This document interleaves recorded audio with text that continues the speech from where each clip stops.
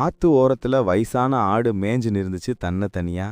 நமக்கு யாருமே இல்லையேன்னு கவலையோடு அத ஒரு நரி பாக்குது. நரிக்கா வாயெல்லாம் ஊறுது. இருந்தாலும் அது ஒரு பிளான் போடுது. இப்ப போனா ஆடு ஒரே ஓட்டத்துல ஓடிடும். ஃபர்ஸ்ட் ஆட்டை அட்ராக்ட் பண்ணிட்டு அதுக்கப்புறம் அட்டாக் பண்ணிக்கலான்னு நினைச்சுது.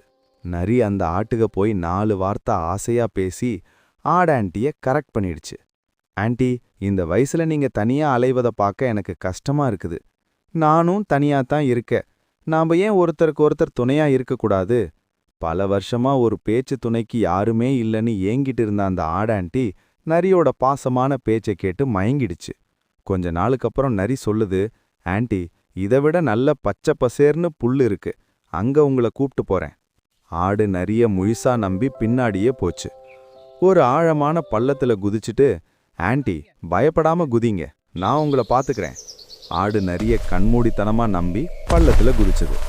ஆடு கீழே போன உடனே இவ்வளோ நாளா காத்துட்டு இருந்த நரி ஒரே கடி அந்த ஆட்டை ஆன்ட்டி சொல்லி முடிஞ்சிருச்சு.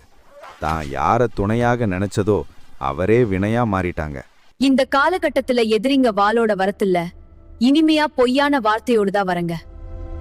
அறிமுகம் இல்லாத நபர் உங்களுக்கு அளவுக்கு அதிகமா இனிமையாக நடந்து கொண்டால் அவங்க உங்களுக்கு வலை விரிப்பாங்கன்னு அர்த்தம். தனிமையில் இருப்பது தவறல்ல, ஆனால் தனிமையை போக்க தவறான நபரை நம்புவது ஆபத்தானது.